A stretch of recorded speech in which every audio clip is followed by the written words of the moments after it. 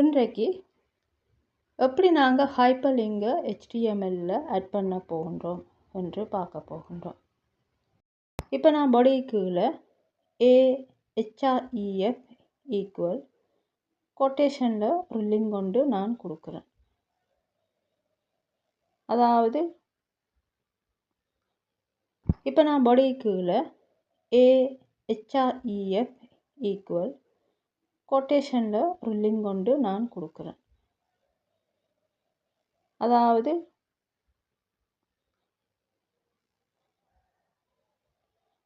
டிஜிட்டலேஷன் என்று சொல்லி ஒரு லிங்க் கொண்டு கொடுக்குறேன். www.digitalization.com. அதாவது அந்த லிங்கை காப்பி பண்ணும்போது வர அந்த லிங்கை இதில் நான் கொண்டு வந்து பேஸ்ட் பண்ணியிருக்கிறேன். அதுக்கப்புறம் நான் அதில் ஏதாவது நீங்கள் கொடுக்கலாம், என்ன கொடுக்க விரும்புகிறீங்களோ அதை நீங்கள் கொடுக்கலாம். The text you want to லிங்க்னு சொல்லி அதில் நான் கொடுக்குறேன். கொடுத்துட்டு நான் ஸ்லாஷ் போட்டு க்ளோஸ் பண்ணுறேன்.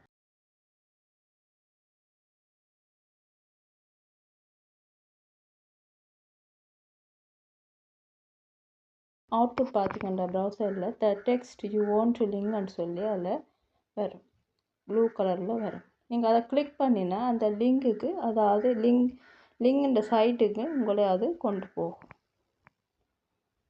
இப்போ இந்த லிங்கோடைய ஒரு படம் நான் போட விரும்புகிறேன் அப்படி என்றால், இந்த லிங்கோடைய ஒரு படம் நான் சேர்க்குறதுண்டா, அப்போ நான் என்ன செய்கிறேன், அந்த லிங்க்குக்கு அடுத்து, அதாவது ஸ்லாஷ் ஏக்கு முன்னால் படம் போடணும் இல்லையா, படம் போட்டதுக்கு அப்புறம் தான் ஸ்லாஷ் ஏ முடிக்கணும். அப்போ அந்த ஸ்லாஷ் ஏக்கு முன்னால் IMGSRC ஈக்குவல் சொல்லி ஒரு லிங்கில் இருக்கிற ஒரு படம், நான் ஏற்கனவே உங்களுக்கு சொல்லியிருக்கேன், ஹோஸ்ட் செய்யப்பட்ட படம் என்ன, ஏற்கனவே அந்த இதில் நான் சொல்லியிருக்கிறேன் இல்லையா, அதே மாதிரி இது ஒரு ஹோஸ்ட் செய்யப்பட்ட ஒரு படம் ஒன்று வெப்சைட்லேருந்து எடுக்கிற அந்த படத்தை நான் இங்கே கொடுக்குறேன். அப்போ IMGSRC ஈக்குவல் அந்த வெப்சைட்டில் எடுத்த அந்த படத்தின் லிங்கை இதில் அட்டாச், அதாவது கொடுக்குறேன். கொடுத்துட்டு அதுக்கப்புறம் ஸ்லாஷ் ஏ போட்டு நான் முடிக்கிறேன். முடித்தா அவுட்புட் பார்த்திங்கன்னா இந்த மாதிரி வரும். அதாவது முதல் கொடுத்தது பார்த்திங்கன்னா the text you want to லிங்க்ன்றது ப்ளூ கலரில் வரும். அதுக்கப்புறம் அந்த படம் நான் கொடுத்துருக்குறோம் இல்லையா, அந்த படம் இந்த மாதிரி வரும்.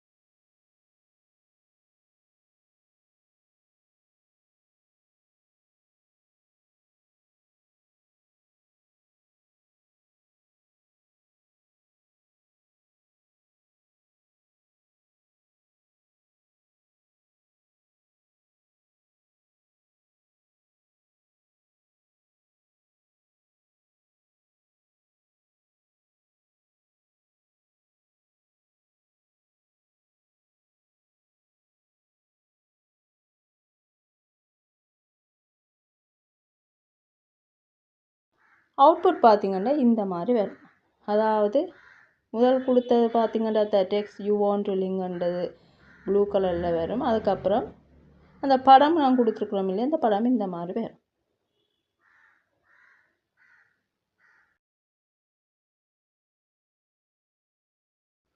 அடுத்து நாங்கள் பார்க்க இருக்கிறது லிஸ்ட். இதில் பார்த்திங்கன்னா 3ஆக இருக்கின்றது. ஒன்று நம்பர்டு லிஸ்ட், அடுத்து பார்த்திங்கன்னா புல்லட் லிஸ்ட், அதுக்கப்புறம் பார்த்திங்கன்னா டெஃபினிஷன் லிஸ்ட். முதலாவது நம்பர்ட் லிஸ்ட், அடுத்தது புல்லட் லிஸ்ட், அதுக்கப்புறம் பார்த்திங்கன்னா டெஃபினிஷன் லிஸ்ட் 3ஆக இருக்கின்றது. இதில் நம்பர்ட் லிஸ்ட்டுன்னு சொல்லி சொல்கிறோம் இல்லை, இது பார்த்திங்கன்னா இப்போ 1 2 3ன்னு சொல்லி ஓர்டரும்படி வரும், ஓர்டர்ட் லிஸ்ட்டுன்னு சொல்லுவோம். புல்லட் லிஸ்ட்டுன்ற பார்த்திங்கன்னா அன்ஆர்டர்ட் லிஸ்ட். என்று சொல்லி சொல்லுவோம். அடுத்தது டிஃபினிஷன் லிஸ்ட். அதாவது பார்த்தீங்கன்னா தமிழில் சொல்வதாக இருந்தால் முதலாவது வரிசைப்படுத்தப்பட்ட பட்டியல்கள் ஓர்டர்டு லிஸ்ட். இரண்டாவது வரிசைப்படுத்தப்படாத பட்டியல்கள் அது அன்ஆர்டர்டு லிஸ்ட். மூன்றாவது வரையறை பட்டியல் டிஃபினிஷன் லிஸ்ட். முதலாவது பார்த்திங்கன்னா அதாவது நம்பரோட வாரது இருக்கு இல்லையா, 1 2 3 நம்பரோட வாரது வரிசைப்படுத்தப்பட்ட பட்டியல்கள் என்று சொல்லுவோம், அதாவது ஓர்டர்டு லிஸ்ட். இரண்டாவது பார்த்திங்கன்னா புல்லட் லிஸ்ட்ன்னு சொல்லி போட்டுக்கிறோம் இல்லையா, அது பார்த்திங்கன்னா வரிசைப்படுத்தப்படாத பட்டியல்கள், அதாவது அன்ஆர்டர்டு லிஸ்ட். அடுத்தது பார்த்திங்கன்னா வரையறை பட்டியல் டிஃபினிஷன் லிஸ்ட்டுன்னு சொல்லி சொல்லுவோம். இதற்கு நீங்கள் பார்த்திங்கன்னா நாங்கள் கொடுக்கும்போது ஓஎல், அதாவது முதலாவது ஓர்டர் லிஸ்ட் கொடுக்கும்போது ஓஎல்ன்னு சொல்லி தொடங்கி ஸ்லாஷ் போட்டு அந்த ஓஎல்ல முடிப்போம். அதாவது லிஸ்ட் போடக்கு முன்னே ஓஎல்ல ஸ்டார்ட் பண்ணுவோம்.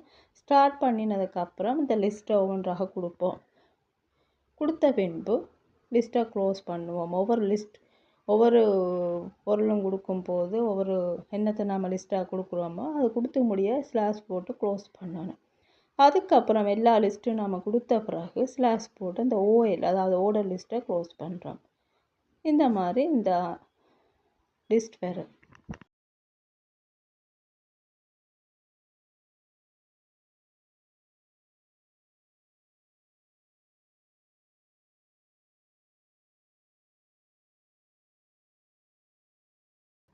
இப்போ அதில் பார்த்திங்கன்னா முதலாவதில் பார்த்திங்கன்னா லிஸ்ட்டுன்னு சொல்லி கொடுத்து அதில் நாம் சாப் பொட்டேட்டோஸ் இன்டு பார்ட்டர்ஸ்ன்னு சொல்லி கொடுக்குறோம்.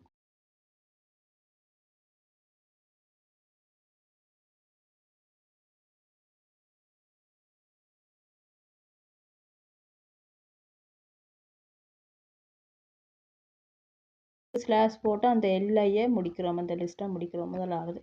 ரெண்டாவது லிஸ்ட்டில் பார்த்திங்கன்னா simmer in salted water for 15 to 20 minutes until tender அப்படின்னு சொல்லி கொடுத்துட்டு ஸ்லாஷ் போட்டு எல்லை அந்த லிஸ்ட்டை க்ளோஸ் பண்ணுறோம். மூன்றாவது லிஸ்ட்டில் ஹீட் மில்க் பட்டர் அண்ட் நட்மெக்னு சொல்லி கொடுத்துட்டு ஸ்லாஷ் போட்டு எல்லையை முடிக்கிறோம்.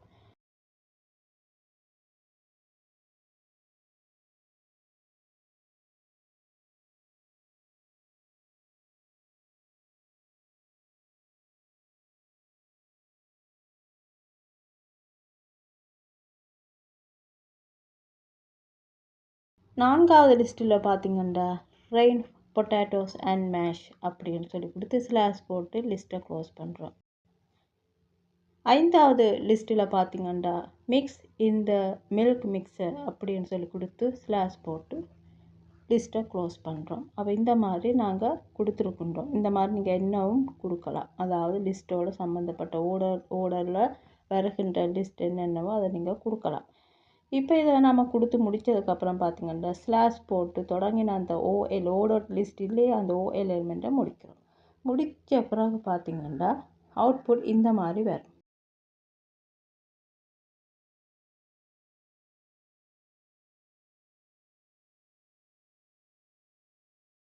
இப்போ நான் அதை பிசியில் செய்கிறேன்.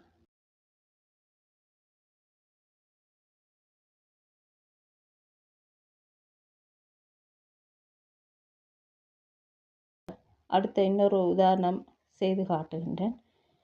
அப்போ செய்யும்போது இப்போ அடுத்த மந்த் பார்த்திங்கன்னா ஓர்டர் லிஸ்ட், அப்போ ஓஎல்னு சொல்லி கொடுக்கின்றேன். அதுக்கப்புறம் கீழே லிஸ்ட் ஃபர்ஸ்ட் என்னது காஃபி, அப்புறம் காஃபியை க்ளோஸ் பண்ணுறோம். அடுத்த லிஸ்ட் ஜிஞ்சர் டீ, அதுக்கப்புறம் அந்த லிஸ்ட்டையும் க்ளோஸ் பண்ணுறோம். அதுக்கப்புறம்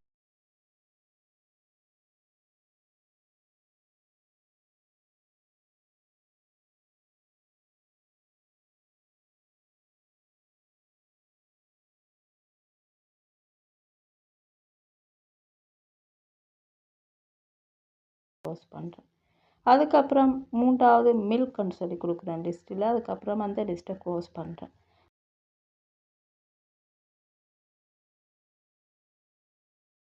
நான்காவதாக மசாலா டீன்னு சொல்லி கொடுக்குறேன், அந்த லிஸ்ட்டை க்ளோஸ் பண்ணுறேன்.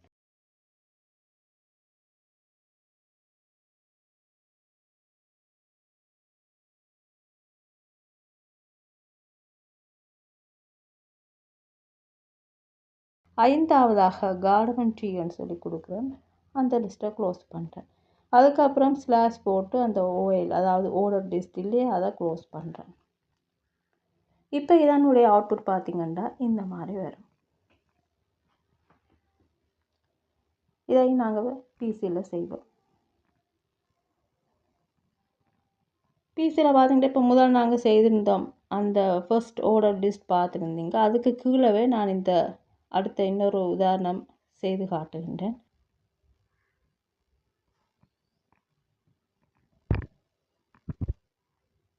இந்த மாதிரி வரும் அவுட்புட்.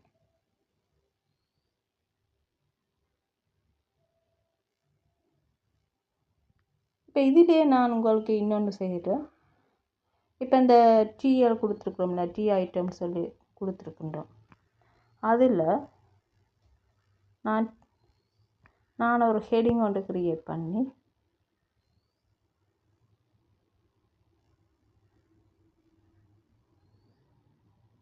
டீ ஐட்டம்ஸ் வந்துட்டு கொடுக்க போகணும். அதாவது 2வது ஐட்டம்ஸ் நாம் ஆர்டர் லிஸ்ட்டில் ஸ்டார்ட் பண்ணினாங்கள் இல்லையா, அதுக்கு மேலே H5ல் நான் டீ ஐட்டம்ஸ்ன்னு சொல்லி கொடுக்குறேன்.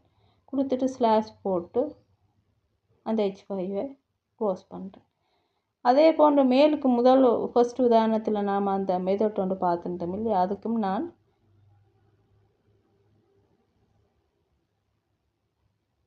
மெத்தட்ன்னு சொல்லி H5ல் கொடுக்குறேன். மெத்தட்ன்னு சொல்லிட்டு கொடுத்துட்டு ஸ்லாஷ் போட்டு H5ஐ க்ளோஸ் பண்ணுறேன். பாடிக்கு கீழே தான் கொடுக்கணும். அதுக்கப்புறம் தான் நம்ம அந்த ஆர்டர் லிஸ்ட் வரும். அதுக்கப்புறம் லிஸ்ட் வரும்.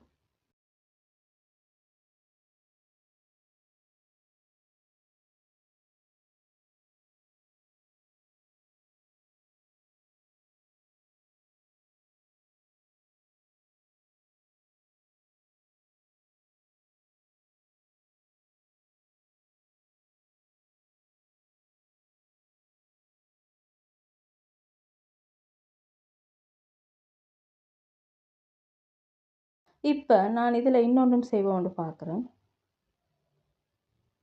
இப்போ நாங்கள் பார்த்துட்டு இருக்கிறது ஆர்டர் லிஸ்ட். அப்போ நான் அதை ஒரு ஹெடிங்காக கொடுப்போம்னு பார்க்குறேன். அப்போ பாடிக்கு கீழே H3ல் நான் கொடுக்குறேன். H3ல் கொடுத்தா கொஞ்சம் பெருசாக இருக்கும். H5 அதை விட சிறியதாக இருக்கும். அப்போ நான் இப்போ அதை H3ல் ஆர்டர் லிஸ்ட்டுன்னு கொடுக்குறேன். கொடுத்துட்டு நான் இதை செய்கிறேன். இப்போ இதனுடைய அவுட்புட் பாருங்கள் எப்படி இருக்குன்னு. இந்த மாதிரி